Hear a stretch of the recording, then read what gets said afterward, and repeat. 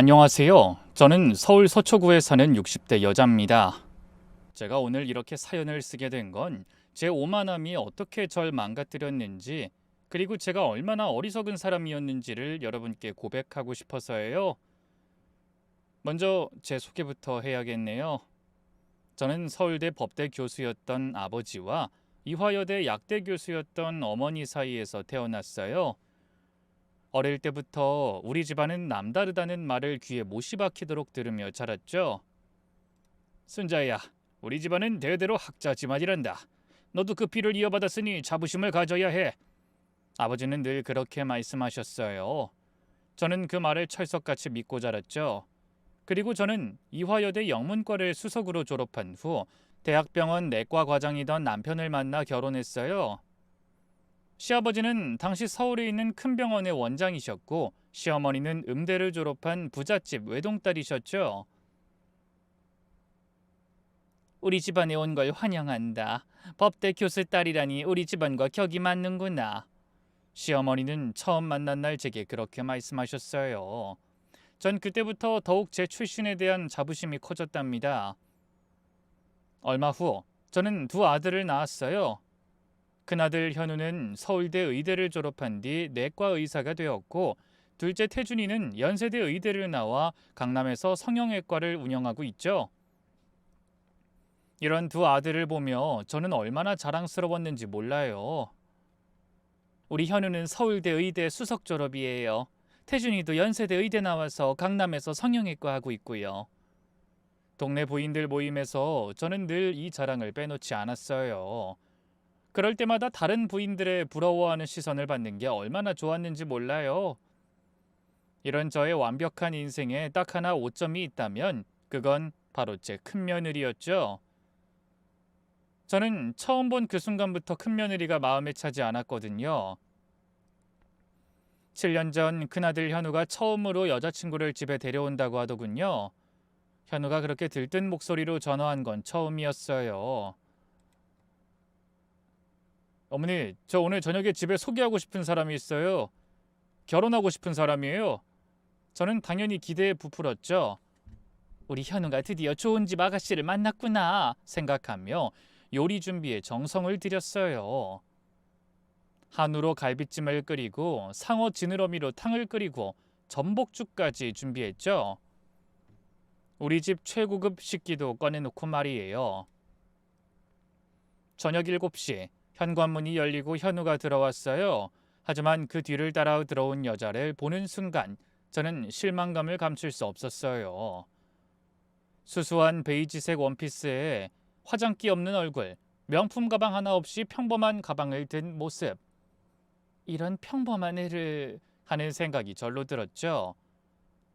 어머니 인사드려요. 김미경이라고 합니다. 처음 뵙겠습니다. 미경이는 고개를 깊이 숙이며 정중하게 인사했어요. 뭐 나름 예의는 바른 것 같았지만 그게 다였죠. 어서 와요. 앉아요. 저녁 준비해뒀으니까 먹으면서 이야기해요. 저는 최대한 친절하게 대하려 했지만 속으론 벌써 평가가 끝난 상태였어요.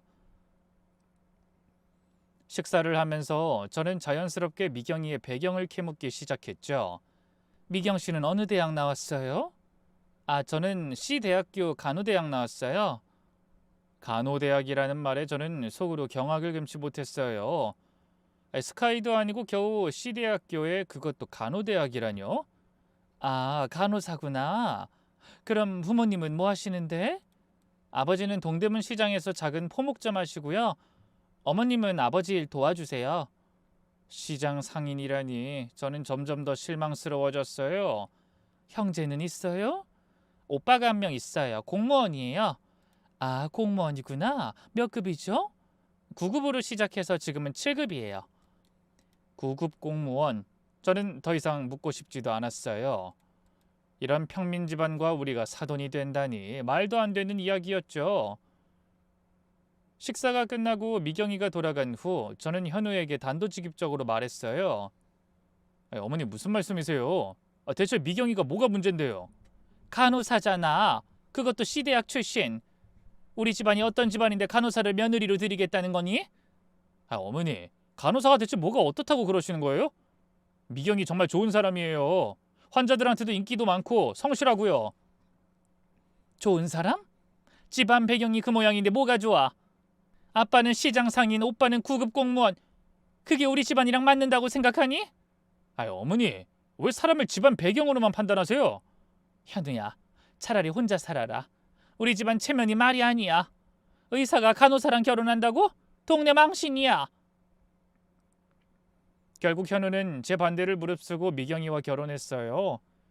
결혼식 날 저는 억지로 웃는 얼굴을 만들어야 했죠.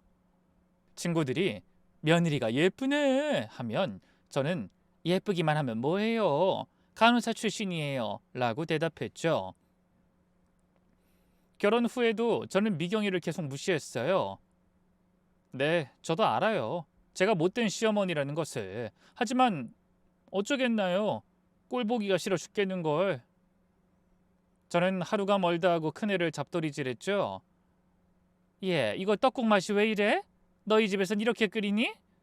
죄송해요 어머님, 다시 끓일까요? 됐어. 간호사 출신이라 요리도 제대로 못하는구나. 그럴 때마다 태준이가 나서 큰며느리를 도왔죠. 아이 엄마, 형수님한테 그러지 좀 마세요. 떡국 맛있던데요. 너는 왜 맨날 형수 편만 드니?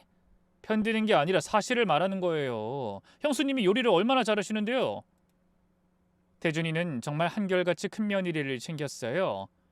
명절 때 제가 큰며느리에게 일을 많이 시키면 태준이가 와서 도와주곤 했죠. 형수님, 제가 도와드릴게요. 혼자 하시기 힘드시죠? 큰애도 태준이에게만은 진심으로 고마워했어요. 도련님 정말 고마워요. 도련님 덕분에 힘이 나요. 아이 무슨 말씀이에요. 우린 가족인데 당연한 거죠. 저만 빼고 세 사람이 화목한 걸 보면서 저는 더욱 화가 났어요. 태준아, 나중에 너 결혼할 땐 정신 바짝 차려야 해. 형처럼 아무나 데려오면 안 돼. 엄마, 형수님이 아무나예요? 학벌이 뭐가 그렇게 중요해요? 사람이 좋으면 되는 거 아니에요? 또 형수 편들기야? 너는 정말 우리 집안 체면을 생각해야지. 제가 큰며느리를 구박할수록 태준이는 더욱 큰며느리를 챙겼어요. 그리고 큰며느리도 태준이를 친동생처럼 아꼈죠. 그러거나 말거나 저는 계속해서 큰며느리를 잡아댔지만요.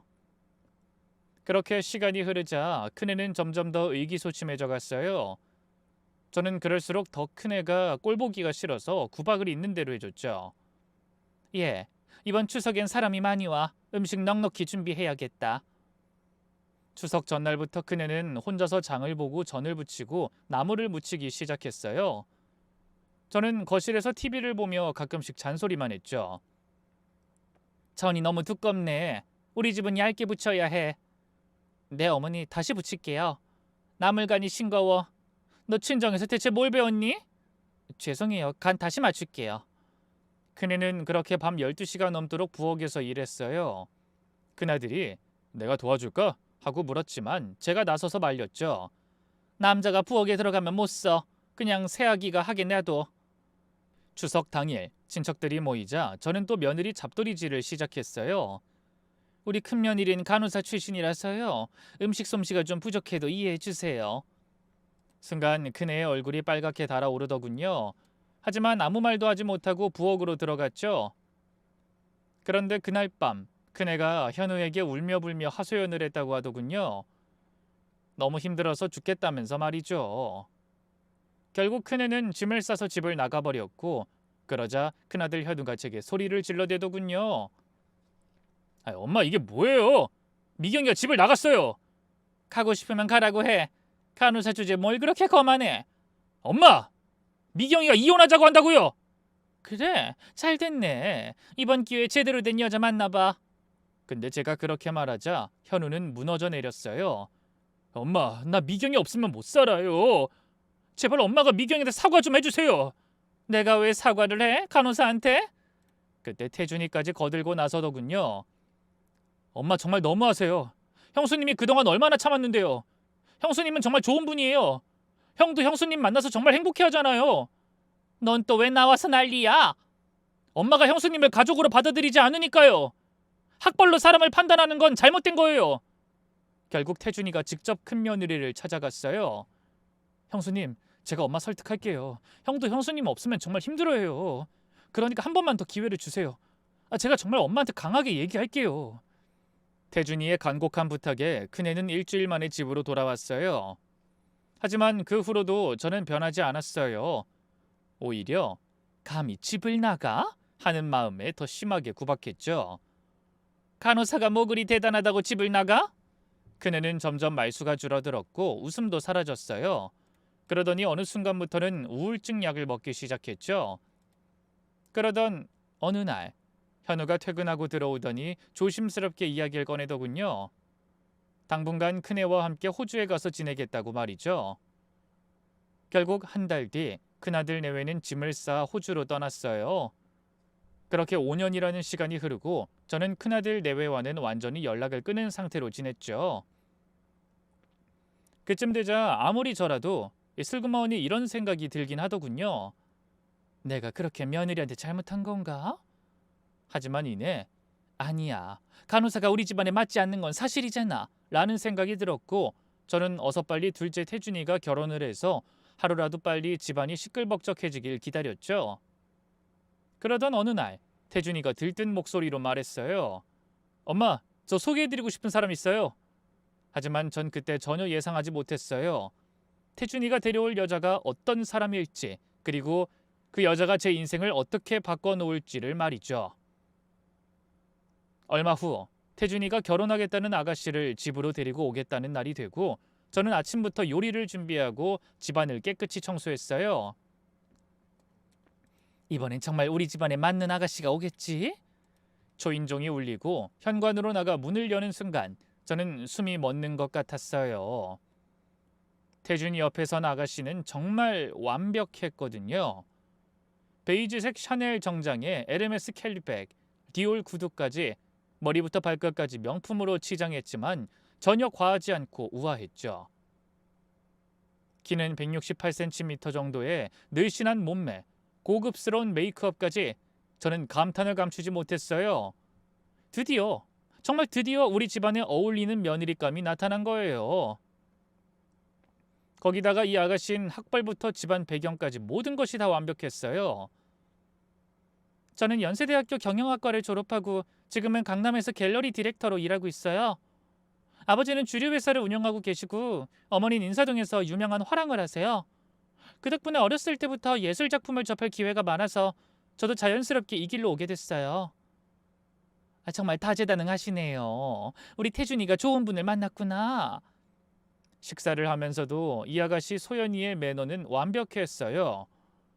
젓가락질부터 말씨, 앉은 자세까지 모두 교양이 묻어났죠.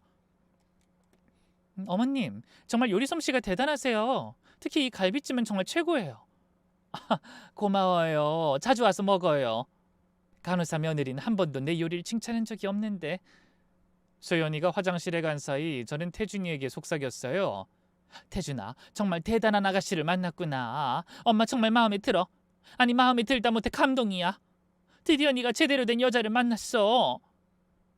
소연이가 돌아온 후 저희는 더 많은 이야기를 나눴어요. 소연이는 정말 모든 면에서 완벽했죠. 해외여행 경험도 풍부하고 여러 개의 외국어도 구사하고 심지어 자선 활동도 하고 있다고 하더군요. 저는 한 달에 한 번씩 보육원에 가서 아이들에게 미술을 가르쳐요. 작은 재능이지만 나눔을 실천하고 싶어서요. 세상에, 인성까지 완벽하다니. 소연이가 간 후 저는 너무 기뻐서 즉시 친구 미란이에게 전화했어요. 미란아, 대박이야, 대박. 무슨 일이야? 왜 그렇게 흥분했어? 우리 태준이가 드디어 여자친구를 데려왔는데 정말 대박을 쳤어. 정말? 어떤 앤데? 연세대 나온 갤러리 디렉터야. 그것도 아빠가 주류회사 대표래. 정말 우리 집안과 딱 맞는 격이야. 큰 며느리는 간호사 출신인데 둘째 며느리감은 완전 다른 레벨이야. 그날부터 저는 아는 사람들에게 모두 자랑했어요. 우리 태준이가 연세대 나온 갤러리 디렉터를 만났어요. 주류회사 대표 딸이래요. 집안이 대단해요. 시누이들에게도 자랑했죠. 아가씨, 우리 태준이가 드디어 좋은 여자 만났어요. 예술계에서 일하는 엘리트예요, 엘리트. 그렇게 한 달이 지났죠. 그 사이 소연이는 우리 집에 3번이나 더 왔고 올 때마다 비싼 선물을 가져왔죠.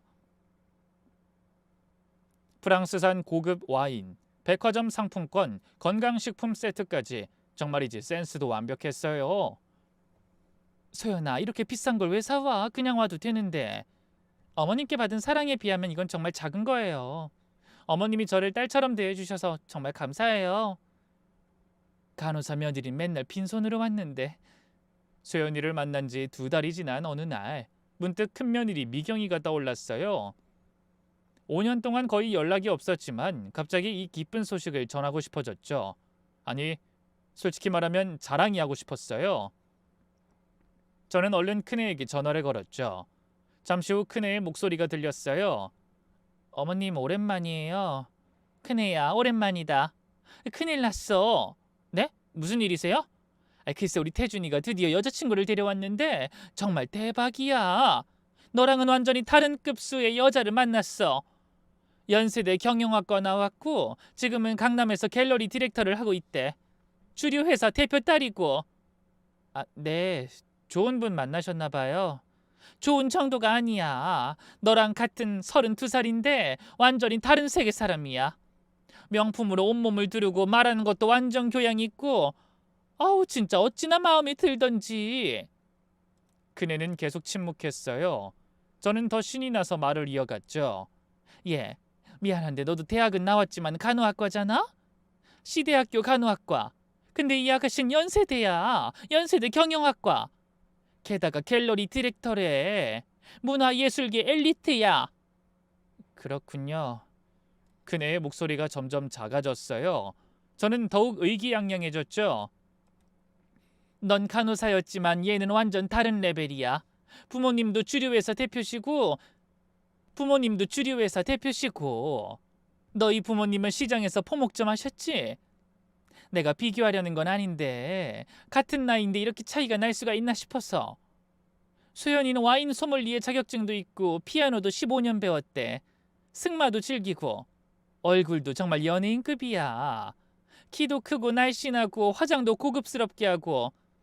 넌 항상 수수하게 다녔잖아? 네, 저는 화려한 걸 좋아하지 않아서. 그게 문제야. 의사 집안 며느리면 그에 맞게 꾸미고 다녀야지. 소연이는 샤넬 정장에 에르메스 백을 들고 왔더라. 넌 항상 그 싸구려 가방만 들고 다녔지? 그네가 한숨을 쉬었어요. 어머님, 그런 말씀하시려고 전화하신 거예요? 아니, 그냥 너무 기쁜 소식이라 전하고 싶어서. 넌 호주에 있으니까 모르겠지만 여기 친구들이 다들 부러워해. 드디어 제대로 된 며느리 얻었구나 하면서. 예, 사실 내가 그동안 얼마나 속상했는지 알아? 간호사 며느리 둔다고 친구들 앞에서 얼마나 창피했는지. 다른 집은 다 의사나 변호사 며느리 뒀는데 내 며느리만 간호사가 뭐니? 제가 그렇게 창피한 며느리였나요? 그네의 목소리에 떨림이 묻어나기 시작했어요. 하지만 저는 멈추지 않았죠. 창피하다기보단 우리 집안 격이 안 맞았지. 이제야 당당하게 자랑할 며느리가 생겼어. 너희 뭐 호주에서 잘 살면 되고. 네, 알겠습니다. 이만 끊을게요. 그래? 뭐 나중에 태준이 결혼식 때 보자. 그리고 와서 소연이 좀 보고 배워. 진짜 며느리가 어떤 건지. 저는 전화를 끊고 흐뭇해했죠. 자기가 얼마나 부족했는지 이제 깨달았겠지. 다음 날 저는 또 친구 미란이에게 전화를 걸었어요. 미란아, 나 어제 호주에 전화했어. 큰애한테 태준이 여자친구 얘기했더니 완전 질투하는 게 느껴지더라. 그럴 만도 하지. 간호사랑 갤러리 디렉터는 차이가 크니까. 그러니까 5년 만에 연락했는데 이런 소식이니 충격받았겠지. 같은 나이인데 한 명은 간호사, 한 명은 문학의 엘리트라니. 근데 순자야, 너 너무 대놓고 비교한 건 아니지? 에이, 난 사실을 말한 것뿐이야. 저는 정말 행복했어요. 드디어 간호사 며느리의 그늘에서 벗어나 당당하게 자랑할 수 있는 며느리를 얻게 됐으니까요. 그 뒤로 3개월이 지나고 드디어 태준이가 소연이에게 프로포즈를 했다는 소식을 들었어요. 저는 너무 기뻐서 소리를 질렀죠. 정말? 아이고, 잘했다. 정말 잘했어. 저는 서둘러 본격적인 결혼 준비를 시작했죠. 저는 처음부터 이번엔 성대하게 해야 한다 라고 마음먹었어요. 태준아, 결혼식장은 최고급으로 잡아야겠다. 우리 집안 체면도 있고 소연이네 집안도 대단하니까 최소한 500명은 초대해야지. 결국 저는 서울 최고급 호텔 대연회장을 예약했어요. 하루 대관료만 5천만 원이 넘었지만 아깝지 않았죠. 그리고 소연이의 웨딩드레스를 고르는 날 저는 소연이와 함께 청담동 드레스샵에 갔어요. 소연아, 마음에 드는 거 골라. 가격은 신경 쓰지 말고. 어머님, 그래도 여기 너무 비싼 것 같은데요. 얘는? 우리 집안 체면에 맞게 최고급으로 해야지. 우리 이탈리아 수제 브랜드로 가자.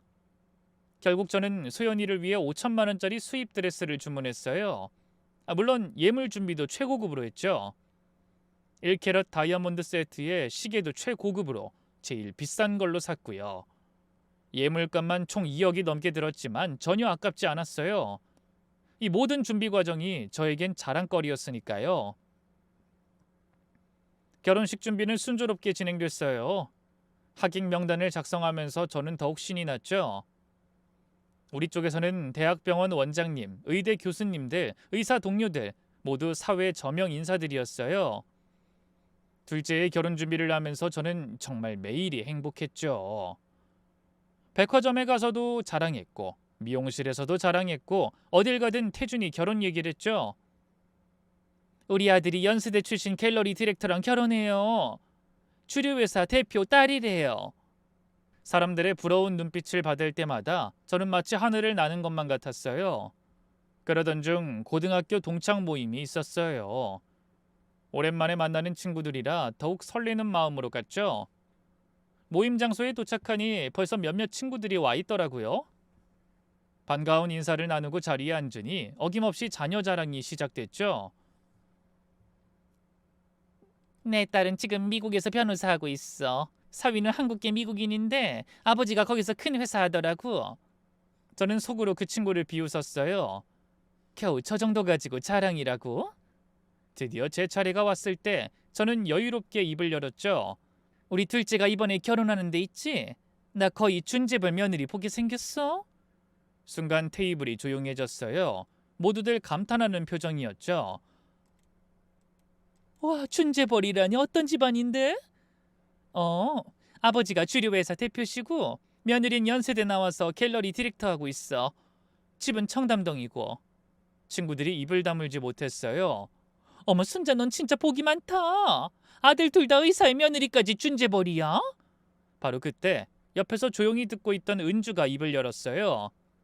나도 최근에 며느리 얻었어. 우리 아들이 작년에 결혼했거든. 어머, 은주야, 왜 말 안 했어? 며느리가 뭐 하는 애야? 은주는 잠시 망설이더니 작은 목소리로 말했어요. 어린이집 교사야. 저는 참을 수 없어서 끼어들었죠. 어머, 은주야, 어린이집 교사면 좀 아쉽지 않니?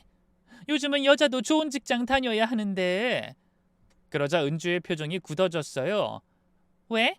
어린이집 교사가 뭐가 어때서? 우리 며느리 정말 착하고 예뻐. 아니, 나쁘다는 게 아니라 그냥 좀 아쉽다는 거지. 솔직히 어린이집 교사면 급여도 얼마 안 되잖아? 사회적 지위도 그렇고. 우리 며느린 갤러리 디렉터라서 문화계 인사들도 많이 알고 연봉도 상당하대. 제 말에 다른 친구들도 미묘한 표정을 지었어요. 그러거나 말거나 저는 더욱 신이 나서 계속 떠들었죠. 솔직히 너랑 내 며느린 레벨이 다르다고 봐야지.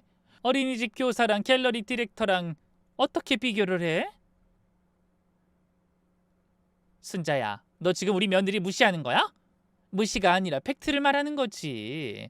현실적으로 어린이집 교사랑 주류회사 대표 딸이랑 비교가 돼? 미래 전망부터가 다르잖아. 전망이 뭐가 중요해? 우리 며느리는 아이들을 정말 사랑하고 착하고 성실한 애야. 그래, 착하긴 하겠지. 하지만 은주야, 현실을 봐야지. 어린이집 교사면 승진도 없고 돈도 못 벌잖아? 우리 며느리는 나중에 아버지 회사도 물려받을 수 있을 텐데 애초에 출발선이 다른 거야? 야, 박순자, 너 정말 못됐다. 내 며느리가 어린이집 교사가 어때서? 정말 보람 있는 일 하는 건데. 은주가 갑자기 목소리를 높였어요. 다른 친구들이 놀라서 말렸지만 은주는 멈추지 않았죠. 아이들 사랑으로 키우는 게 얼마나 중요한 일인데 너는 왜 사람을 돈으로만 판단해? 돈으로만 판단한다고? 아니지, 종합적으로 판단하는 거야. 학벌, 집안 배경, 직업, 미래 전망 이런 걸 다 봐야지. 그래야 사회에서 인정받고 살지. 우리 며느린 문화계 인사들이랑 네트워킹도 하고 전시회도 기획하고 그런 수준 높은 일 하는데 어린이집에서 애들 코 닦아주는 것과 비교가 돼? 너 정말 역겹다. 애들 코 닦아준다고? 유아 교육이 얼마나 전문적인 일인데. 전문적이라고 해봤자 한계가 있잖아. 우리 며느린 해외 유학파의 예술 전공이라서 품격이 달라. 너네 며느리랑은 접하는 세계 자체가 다르다고. 야, 박순자! 너 진짜 최악이다. 그렇게 남을 무시하면서 살아서 재밌어? 무시가 아니라 구분하는 거야. 있는 집애랑 없는 집애가 어떻게 똑같아? 우리 며느린 앞으로 상류층 생활할 텐데 너네 며느린 평생 서민으로 살겠지? 너 진짜 상종 못할 인간이구나. 은주가 물컵을 확 밀치며 일어났어요. 나 먼저 간다. 너 같은 속물이랑 있기 싫어.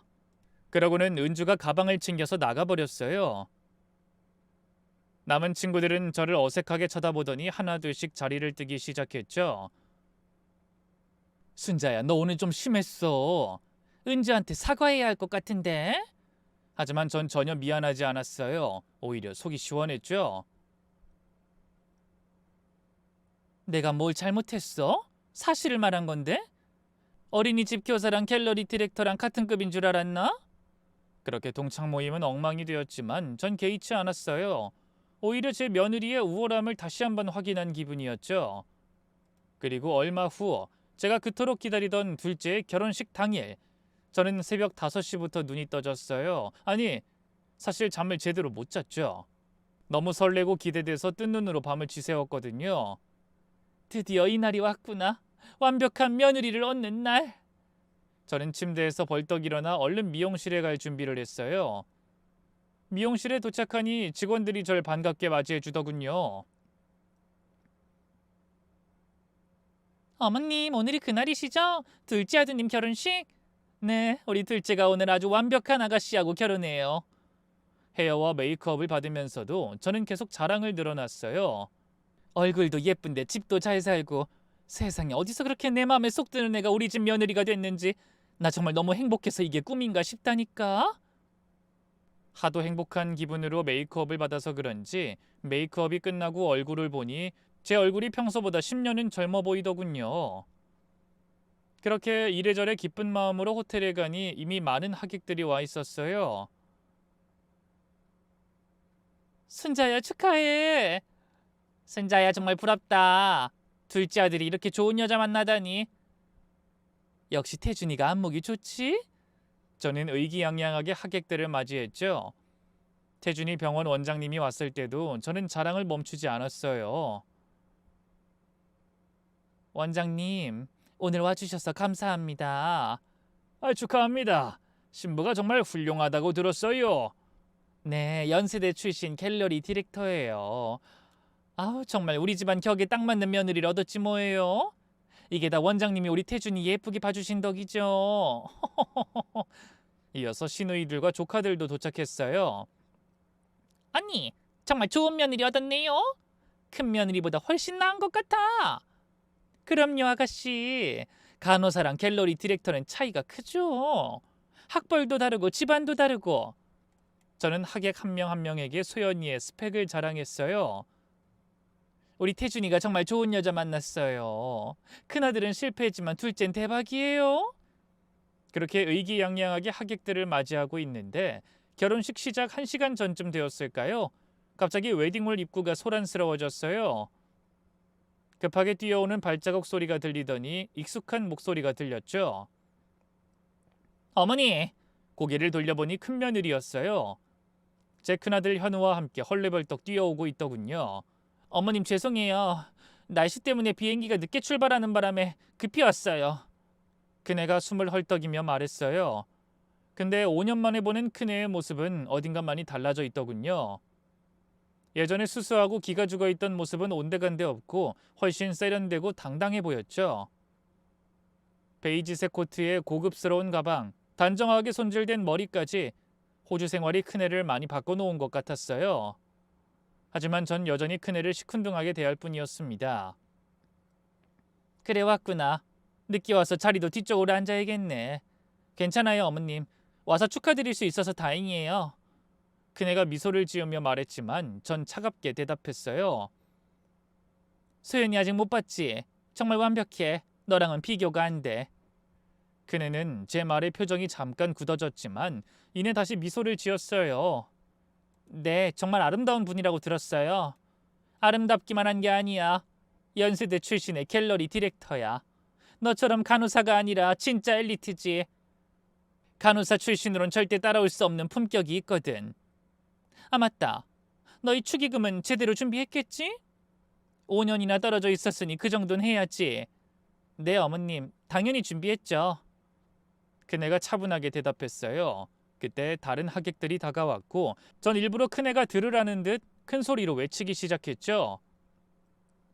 아, 우리 큰며느리도 방금 호주에서 왔어요. 간호사 출신이라 별로지만 그래도 어쩌겠어요? 가족인데 와야죠. 얘는 시대학 간호학과 출신인데 아우 이번에 새로 보는 둘째 며느린 연세대 출신이지 뭐예요? 그러자 미란이가 옆에서 걱정스럽게 말했어요. 순자야, 큰며느리 서운하게 왜 그래? 어머, 겨우 이 정도로 서운하면 그건 자격지심이지. 객관적으로 자기가 얼마나 부족한지 자기도 알아야 하지 않겠어? 그렇게 말한 후 저는 신부 대기실로 가서 우리 예쁜 둘째 며느리 소연이를 봤죠. 웨딩드레스를 입은 소연이는 정말 천사 같았어요. 소연아 정말 예쁘다. 아우 역시 우리 며느리. 감사해요 어머님. 소연이가 우아하게 미소 지었어요. 소연아, 우리 집안의 자랑이 되어줘서 고마워. 그때 태준이가 들어왔어요. 엄마, 형이랑 형수님 오셨던데 보셨어요? 응, 겨우 왔더라. 비행기가 늦었다나 뭐라나. 형수님 얼굴 좋아 보이던데요. 호주 생활이 잘 맞나 봐요. 좋아 보이긴 뭘 좋아 보여. 아무리 꾸며도 간호사는 간호사야. 소연이랑은 비교가 안 되지. 제 말에 태준이가 한숨을 쉬었지만 전 신경 쓰지 않았어요. 오늘은 내 인생 최고의 날이니까. 드디어 완벽한 며느리를 얻는 날이니까. 이때까지만 해도 전 몰랐습니다. 불과 15분 후 이 완벽해 보이는 결혼식이 제 인생 최대의 악몽으로 변할 거라는 걸 말이죠. 결혼식 시작 15분 전, 저는 신부 대기실에서 소연이와 함께 마지막 준비를 점검하고 있었어요. 그때 노크 소리가 들렸죠. 실례합니다. 문이 열리고 큰며느리가 들어왔어요. 어머님, 잠시 동서한테 인사하러 왔어요. 결혼 축하드리려고요. 큰며느리가 정중하게 말했지만 전 못마땅했죠. 굳이 지금 와서 뭐하러? 결혼식 시작하기 전이라 바쁘구만. 너네가 왜 그렇게 센스가 없니? 금방 인사만 하고 갈게요. 그런데 소연이의 얼굴을 본 큰며느리의 얼굴이 갑자기 새하얗게 변했습니다. 마치 귀신이라도 본 것 같은 표정이었죠. 어떻게 네가 여기에... 큰며느리가 떨리는 목소리로 중얼거렸어요. 예, 너 지금 무슨 소리 하는 거야? 왜 그래? 제가 물었지만 그네는 소연이만 뚫어지게 쳐다보고 있었어요. 그러더니 갑자기 고래고래 소리를 지르기 시작하더군요. 니년이 어딜 우리 도련님을... 평소에 조용하고 순종적인 큰애가 아니었죠. 완전히 다른 사람처럼 바락바락 소리를 질렀어요. 이 결혼 절대 안 돼요. 절대로. 대기실에 있던 모든 사람들이 깜짝 놀라 입을 벌린 채 큰애를 쳐다봤죠. 예, 너 지금 뭐 하는 거야? 제가 소리쳤지만 큰애는 멈추지 않았어요. 어머님, 이 여자 누군지 아세요? 고등학교 때 절 괴롭혔던 일진 중 한 명이었어요. 뭐라고? 큰애는 떨리는 손으로 소연이를 가리키며 말을 이어갔어요. 매일 용돈 빼앗고 화장실에서 물 뿌리고 그랬다고요. 야, 너 지금 무슨 헛소리를... 제가 말리려 했지만 큰애는 더욱 격렬하게 폭로를 이어갔습니다. 그뿐인 줄 아세요? 친구들 앞에서 저보고 무릎 꿇라고 하더니 미안합니다. 제가 못생겨서 죄송합니다라고 100번씩 외치겠다고요. 전 쟤 때문에 정말 매일 아침 학교 가기가 무서워서 배가 아프다고 거짓말하고 그랬다고요. 그네의 말에 소연이의 얼굴이 점점 굳어갔어요. 처음엔 당황한 표정이었지만 점점 불안해 보였죠. 저는 그런 적 없어요. 저 사람이 잘못 알고 있는 것 같아요. 소연이가 다급하게 부인했어요. 어머님, 전 저 사람이 왜 저러는지 정말 모르겠어요. 전 저 사람이 누군지도 모른다고요. 소연이가 제게 매달리듯 말했지만 큰애는 멈추지 않았어요. 박소연, 네가 날 모른다고? 매일 나보고 거지 같은 년이라고 부르던 게 너잖아. 그때 전 정말 화가 났어요. 결혼식 직전에 대체 이게 무슨 망신이란 말인가요? 얘, 너 미쳤어? 결혼식 직전에 이게 무슨 짓이야? 저는 큰애 앞으로 다가가며 소리쳤어요. 너 지금 질투나서 이러니? 소연이 같은 완벽한 여자가 부러워서? 네가 간호사 출신이라고 열등감에 이런 거짓말까지 하는 거야? 어머님, 저 거짓말하는 거 아니에요. 듣기 싫다. 쓸데없는 소리 하지 말고 당장 나가. 가기 전에 우리 소연이한테 사과하고. 제가 큰애를 밀어내려 하자 현우가 급히 막아섰어요. 엄마, 잠깐만요. 미경이가 이런 거짓말할 사람이 아니에요. 너까지 왜 이래? 지금 네 마누라가 동생 결혼식 망치려고 하는데. 그때 소연이가 애처로운 목소리로 말했어요. 혹시 저를 다른 사람과 착각하시는 거 아닌가요? 전 정말 하늘에 맹세고 그런 적이 없어요. 눈물까지 글썽이는 소연이를 보며 저는 더욱 확신했죠. 큰애가 질투심에 미쳐서 거짓말을 하는 거라고 말이죠. 하지만 큰애는 멈추지 않았어요. 저번에 저 여자 아빠가 주류회사 대표라고 하셨죠? 아니요. 쟤네 아빠 주류회사 사장 아니라 룸살롱 사장이에요. 순간 대기실이 조용해졌어요. 그리고 곧 웅성거림이 시작됐죠. 룸살롱 사장 딸이라고? 진짜예요? 아이 설마. 친척들과 하객들이 수근거리기 시작했어요. 그때였어요. 소연이의 표정이 갑자기 변하기 시작하더니 아까까지의 억울하고 애처로운 표정은 온데간데 없고 차갑고 거만한 표정으로 바뀌었죠. 마치 가면을 벗은 것처럼 말이에요. 아, 진짜 짜증나네. 소연이가 낮은 목소리로 중얼거렸어요. 소연아? 제가 놀라서 물었어요. 그러거나 말거나 소연이는 한숨을 푹 쉬더니 갑자기 완전히 다른 사람처럼 말하기 시작했습니다. 야, 그래. 맞아, 내가 괴롭혔어. 그래서 뭐? 전 지금 이 상황을 제 눈으로 보면서도 믿을 수 없었어요. 방금까지 눈물을 글썽이던 소연이가 갑자기 도끼 서린 표정으로 변했으니까요. 야, 솔직히 네가 약해 빠져서 맞고 다닌 거지 내가 뭘 잘못했어? 그리고 우리 아빠 룸사롱 사장인데 뭐? 돈은 더 많아. 주류 회사보다 더 잘 벌거든? 소연이가 턱을 치켜들며 당당하게 말했어요. 소연아? 지금 뭐라고 한 거야? 왜요? 돈 많으면 됐지 뭐가 문제인데요? 그 거만한 태도에 저는 할 말을 잃었어요. 내가 그토록 자랑했던 완벽한 며느리감이 사실은 학교폭력 가해자의 룸살롱 사장 딸이었다니. 이럴 수가? 저는 비틀거리며 주저앉았어요. 평생 쌓아온 자부심이, 명문가의 체면이 모든 게 한순간에 무너져 내리는 것 같았죠. 태준이는 얼굴이 하얗게 질린 채 소연이에게 물었어요. 소연아, 너 그럼 여태까지 나한테 다 거짓말한 거야? 태준이의 목소리가 떨렸어요. 태준이는 믿을 수 없다는 표정으로 소연이를 바라봤죠. 어떻게 날 이렇게 속일 수 있어? 태준이의 절망적인 목소리에도 소연이는 전혀 미안해하지 않았어요. 그래, 다 거짓말이야. 그래서 뭐? 소연이가 뻔뻔하게 대답했어요. 너희 집안이 뭐 그렇게 대단한 줄 알고. 뭐 의사 집안? 그게 뭐가 대수야. 돈만 많으면 되는 거지. 바로 그때 대기실 문이 거칠게 열렸어요. 우리 딸 결혼식에 무슨 일이야? 거친 목소리와 함께 덩치 큰 남자가 들어왔어요. 바로 소연이의 아버지이자 제 바깥사돈 되는 양반이었죠. 근데 그의 뒤를 따라 들어온 사람들을 보고 모두가 경악했어요. 문신이 가득한 팔, 금목걸이, 위협적인 표정, 영락없는 조폭들이었죠. 누가 우리 딸 건드렸어? 바깥사돈이 으름장을 놓으며 주위를 둘러봤어요. 하객들은 겁에 질려 뒤로 물러났죠. 이쯤 되자 본식장에서 대기하던 하객들이 소동을 듣고 몰려들기 시작했어요. 무슨 일이래? 신부가 사기꾼이라고? 룸사롱 사장 딸이라며? 대기실 문 앞은 순식간에 구경꾼들로 가득 찼어요. 모두가 충격적인 표정으로 안을 들여다봤죠. 저는 그 시선들이 너무나 수치스러워서 견딜 수가 없었어요. 내가 그토록 자랑했던 완벽한 며느리의 쓰레기 같은 정체가 이렇게 모든 사람 앞에서 드러나다니 이게 웬 망신인가 싶었죠. 다들 뭘 쳐다봐, 신경 꺼!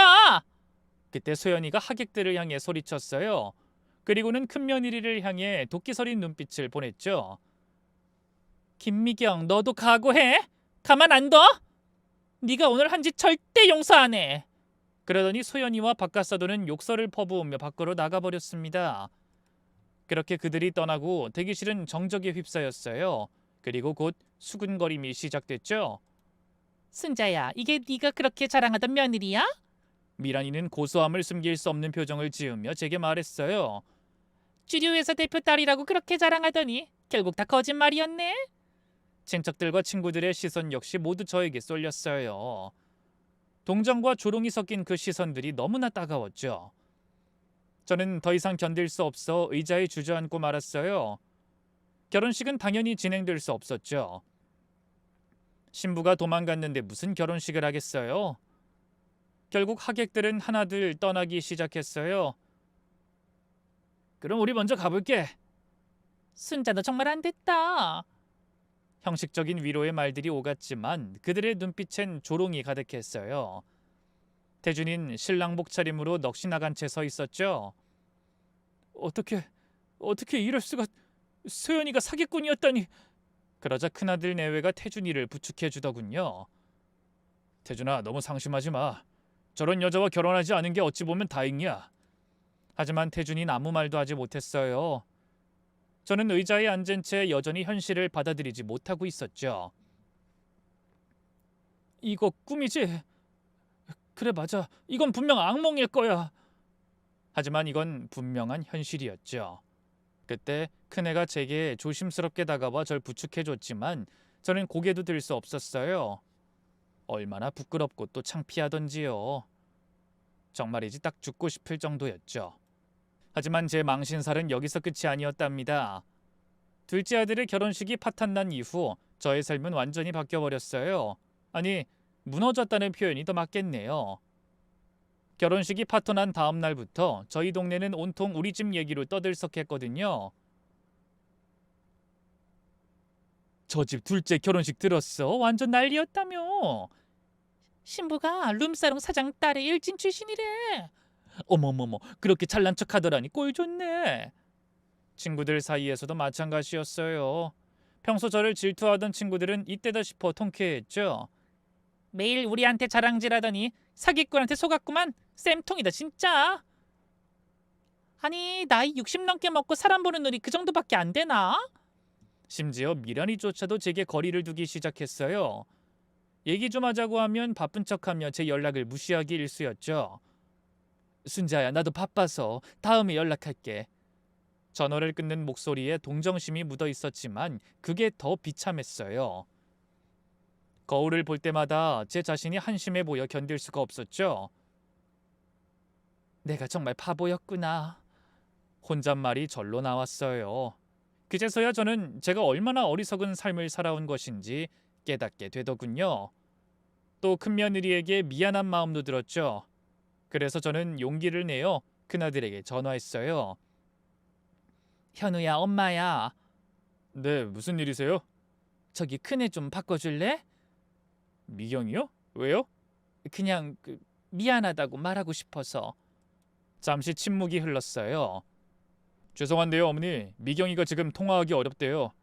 아, 그래. 그건 그렇고 너희 한국엔 언제 들어올 거니? 어머니, 안 그래도 말씀드리려고 했는데 저희 호주에서 계속 살기로 했어요. 뭐? 미경이가 한국은 더 이상 오고 싶지 않대요. 저도 그게 좋을 것 같고요. 순간 가슴이 철렁 내려앉더군요. 현우야, 그래도 네가 장남인데 한국에 와야지. 어떻게 외국에서 평생을 살려고 그러니? 엄마가 잘못했다. 그러니까 그만 마음 풀고 한국에 들어와. 어머니가 5년 동안 미경이를 어떻게 됐는지 아시잖아요. 이제 와서 미안하다고 하면 다 용서될 거라고 생각하세요? 미경이는 어머니 때문에 우울증 약까지 먹었어요. 근데 이제 와서 왜 이러세요? 저희는 여기서 잘 살게요. 그러니까 어머니도 잘 지내세요.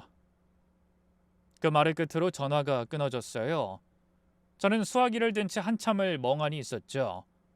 결국 제 욕심과 허영심 때문에 큰아들 내외와는 영영 사이가 틀어지고 만 겁니다.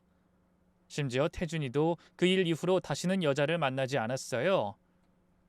엄마, 저 이제 결혼 안 할 거예요. 엄마가 원하는 완벽한 며느리는 없어요. 그리고 저도 이제 지쳤어요. 모든 게 다 제 탓이었어요. 학벌과 집안만 보고 사람을 판단했던 어리석음, 간호사라는 이유로 며느리를 무시했던 오만함, 거칠에 속아 진짜 보석을 알아보지 못했던 무지함까지 전부 다요. 지금 저는 완전히 고립된 채 살고 있어요. 친구도 큰아들 내외도 이젠 아무도 저를 찾지 않아요. 명문가 출신의 자부심? 그런 건 이제 아무 의미가 없어요. 혼자 남은 집에서 저는 매일 후회하며 살아가고 있죠. 내가 정말 바보였구나. 내가 너무 어리석었어. 하지만 이미 엎질러진 물이에요. 다시는 돌이킬 수 없는 제가 만든 비극이죠. 그로부터 1년이 흘렀어요. 저는 이제 68이 됐죠. 남편은 둘째의 결혼이 어그러지며 큰 충격을 받은 것인지 갑자기 큰 병이 생겨 6개월 전에 먼저 세상을 떠났고 이제 저는 이 큰 집에 혼자 남게 되었답니다. 매일 아침 저는 텅 빈 식탁에 혼자 앉아 밥을 먹어요. 예전엔 명절이면 온 가족이 모여 북적였던 이 집이 이젠 쥐 죽은 듯 조용하죠. 현우는 호주에 완전히 정착했고 태준인 1년에 한두 번 안부 전화만 할 뿐이에요.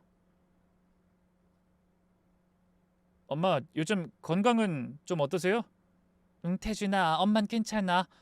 너는 밥 잘 챙겨 먹고 잘 지내니? 네, 전 괜찮아요. 저 근데 지금 병원 일이 바빠서. 그래, 알았어. 바쁘면 끊어. 통화는 늘 1분을 넘기지 못해요. 서로 할 말이 없거든요. 저희는 가족이지만 마치 남처럼 서먹한 사이가 되어버렸죠. 그리고 저는 동네 마트에도 마음 편히 갈 수 없는 처지가 되었어요. 왠지 꼭 저를 알아보고 수근거리는 것만 같거든요.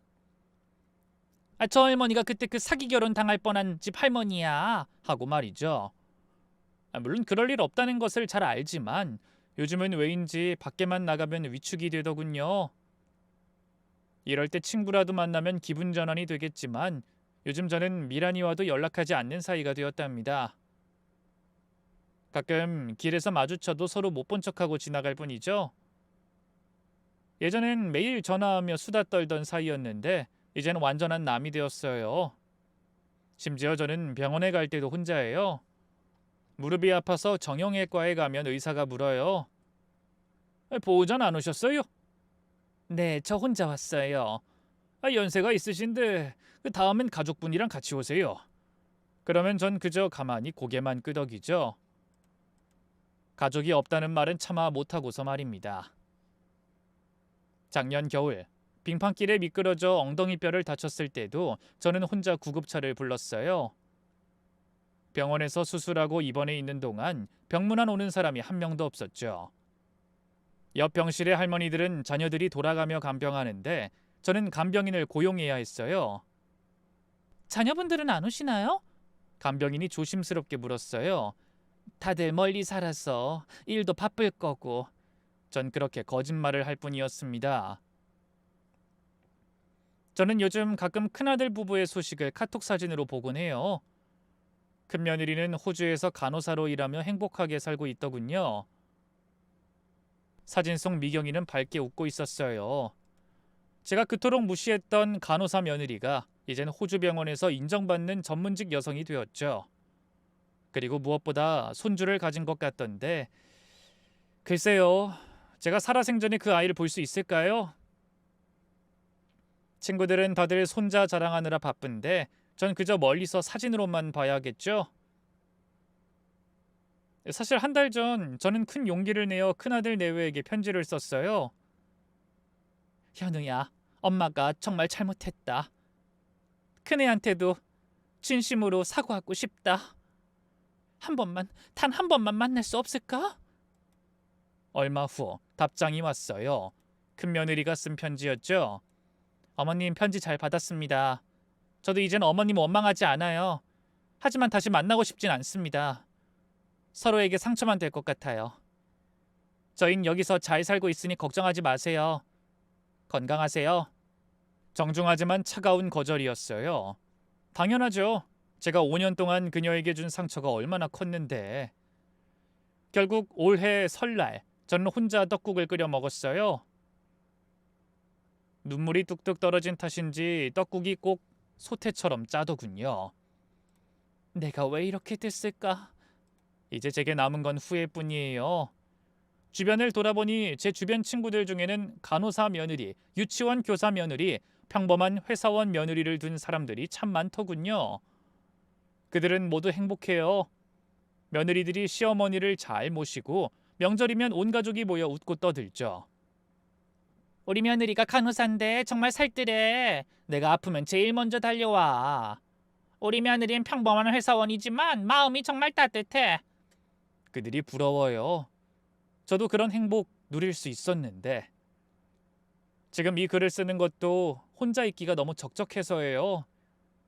말할 사람도 들어줄 사람도 없으니 이렇게라도 제 이야기를 털어놓고 싶었어요. 여러분, 제 이야기를 들으신 분들께 간곡히 부탁드려요. 절대 저처럼 살지 마세요. 사람을 학벌로 판단하지 마세요. 명문대 나왔다고 다 좋은 사람 아니고 전문대 나왔다고 무시할 사람 아니에요. 무엇보다 가족을 함부로 대하지 마세요. 한 번 떠난 마음은 다시 돌아오지 않아요. 상처받은 사람은 평생 그 상처를 안고 살아요. 제가 이런 것들을 보세요. 사랑하는 큰아들 부부, 친구들, 사회적 명예, 그리고 가장 중요한 가족의 사랑. 이 모든 걸 잃고 나서야 깨달았어요. 정말 중요한 건 학벌도, 집안도, 직업도 아니라는 걸. 그 사람의 마음이 중요하다는 걸.